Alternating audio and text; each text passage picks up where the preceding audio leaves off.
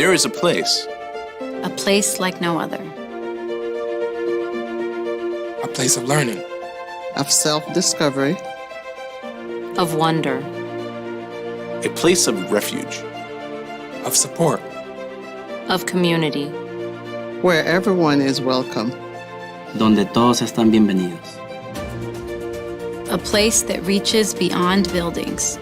Inspiring curiosity, igniting meaningful connections.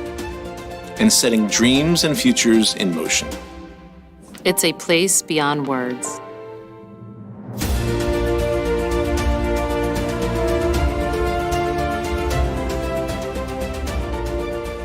Hartford Public Library. A place like no other. The first time I ever came to Hartford Public Library was for the Baby Grand Jazz series to see my uncle, Emory Austin Smith. And the last time I was here was for the Baby Grand Jazz series, doing my own tribute to Nat King Cole. And I gotta say, it's always great to be back here at this library. Smile though your heart is aching. Smile even though it's breaking. When there are clouds in the sky, you'll get by. If you smile through your fears and sorrow, smile and maybe tomorrow you'll see that sun come shining through for you. Light up your face with gladness and hide every trace of sadness. Although a tear may be ever so near, that's the time you must keep on trying. Smile, what's the use of crying? You'll find that life is still worthwhile if you just smile. If you just smile.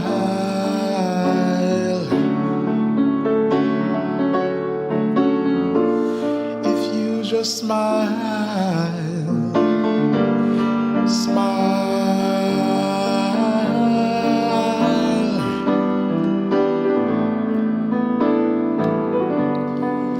Light up your face with gladness and hide every trace of sadness. Although a tear may be ever so near, that's the time you must keep on trying. Smile, what's the use of crying? You'll find that life is still worthwhile if you just smile. If you just smile. If you just smile.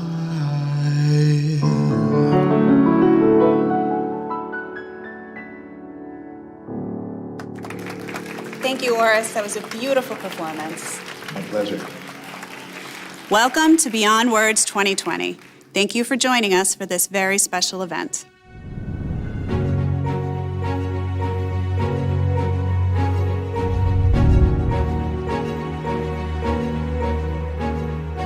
Hartford Public Library goes beyond words every day to connect people to each other, to information, and to our community.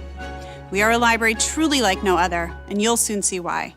During the next 30 minutes, we invite you to join our staff, volunteers, and customers of the Hartford Public Library as they give voice to perseverance, resiliency, and creativity in these very challenging times. Hartford Public Library is open and serving our community. We're finding new ways to connect and deliver services and need your support to continue creating opportunities for education, literacy, careers, culture, and civic engagement for people in our community. Please consider making a donation either by texting BW2020 to 860-222-7726 or visit our website, hplbeyondwords.com. I want to thank our presenting sponsor, Travelers, for their very generous support of this event and of the library. A complete list of our sponsors is on our website, and thank you to all who have made Beyond Words 2020 possible. We're thrilled that Wally Lamb is our Beyond Words 2020 honorary chair. We're so fortunate to have him back with us again this year. And we're going to hear from several of your favorite authors, including Jean Kwok, Christina Baker-Klein, Julia Alvarez, and Amity Gage. I want to thank co-chairs Beth Papermaster and Kate D'Italia, who have worked tirelessly to make sure Beyond Words 2020 transitioned from an in-person event to a virtual event.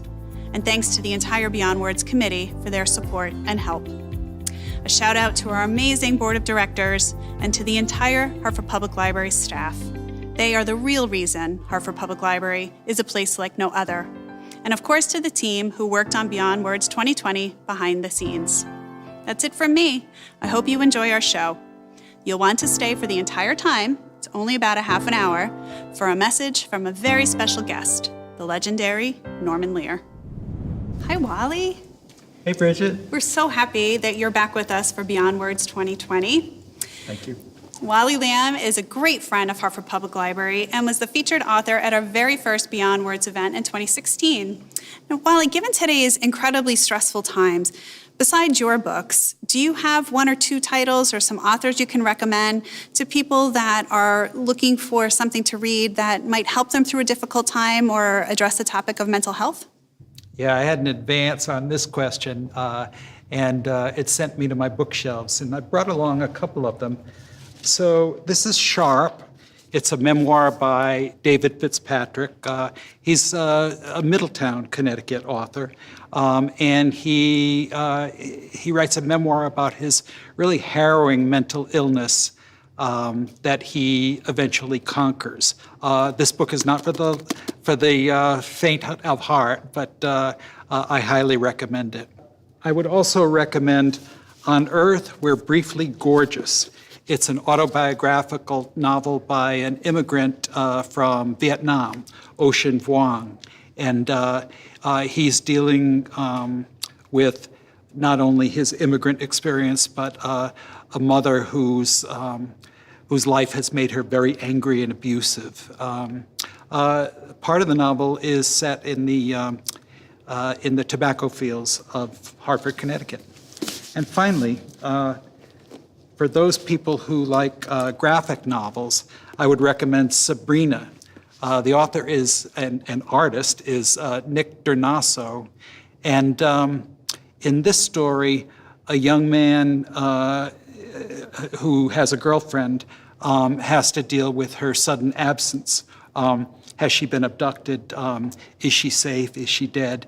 And it launches him into a really serious depression that he then has to climb out of.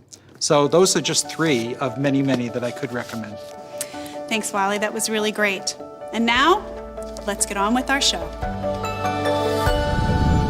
Good evening. This is Governor Ned Lamont. I want to give a shout out to our libraries, which have been such a place of community respite during this horrible COVID time. In particular, the Hartford Public Library. What you mean for people is a place to go. It's more than books. It's also Wi-Fi. It's job centers. Our libraries are so important. The volunteers supporting the Hartford Public Library, a shout out to you. Thanks for what you're doing.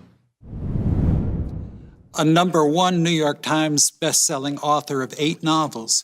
Joining us next is Christina Baker-Klein. Christina is an avid supporter of libraries, including the Jessup Bar Harbor Memorial Library, the Southwest Harbor Public Library in Maine, and of the organization Island Readers and Writers, which brings book-based educational programs to thousands of children living in remote communities throughout the state of Maine and its coastal islands.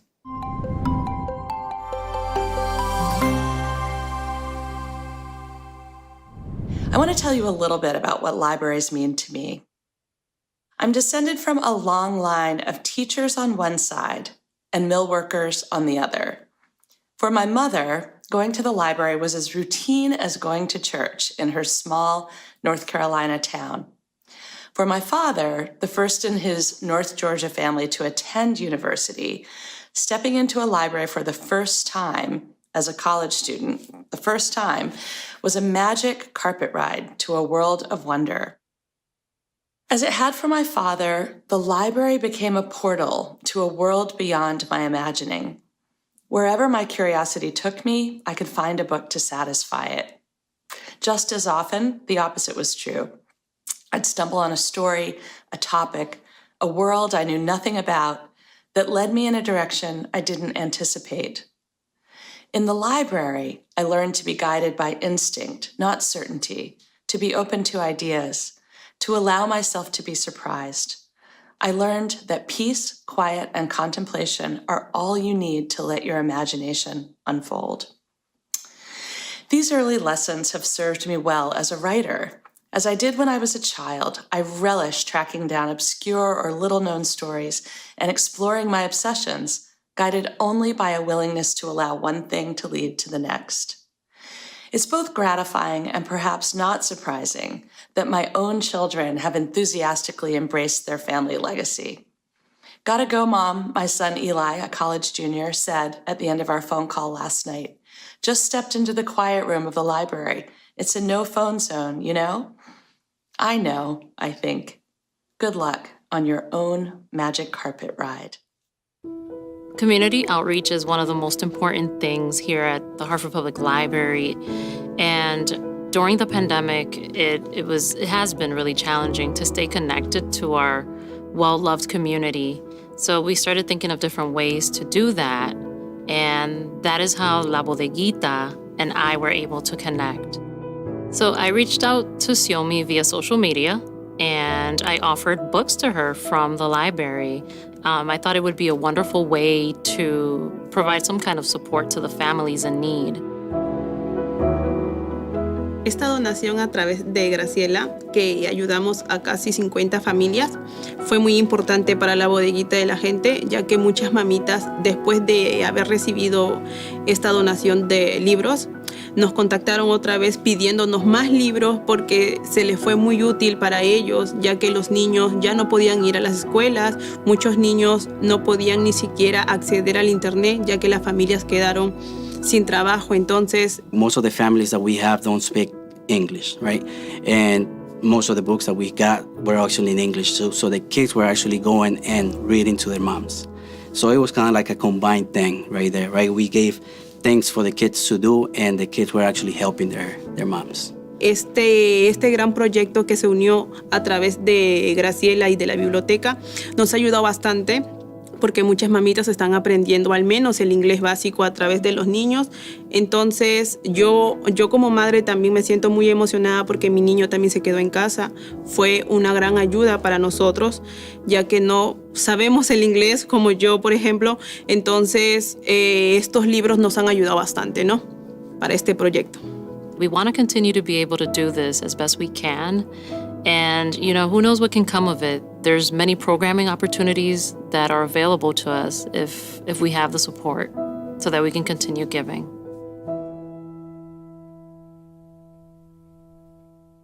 Joining us from the Netherlands to share her library story is international best-selling author Jean Kwok.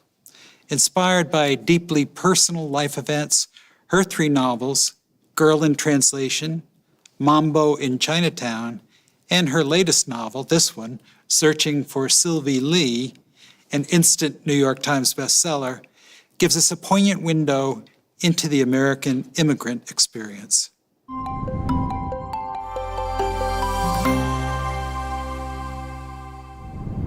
Hi, I am Jean Kwok, and today I'd like to talk to you about libraries and what they've meant to me in my life. I am a first-generation Chinese immigrant, and we moved from Hong Kong to Brooklyn, New York when I was 5 years old. We wound up living in the slums of Brooklyn, and in an unheated apartment that was completely overrun with roaches and with rats.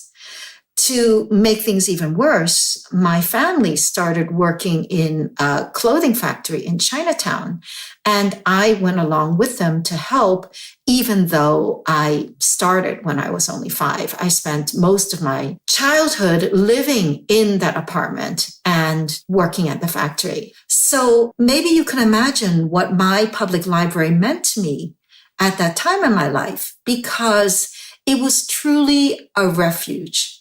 Not just a refuge in the sense of intellectually, which I think many people find that, but it was also a physical refuge. It was a place where I could go and be warm and be in a clean environment, a safe environment, filled with lovely librarians who I love to this day. And I'm really quite sure that I would not have become the person I am today.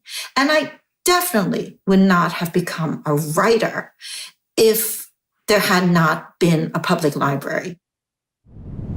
Welcome, Joyce. You and your family have been generous supporters of the library over the last few years. What is it about HPL that inspires you? The library offers so much for young people. It's a welcoming place for them after school, somewhere to do their homework, but also to explore new ideas and experiences. I'm proud to be able to assist Hartford Public Library to make resources and spaces available for Hartford's young people. And I'd like to encourage everyone to join me and my family in funding the mission of Hartford Public Library by making a contribution. Thank you again, Joyce.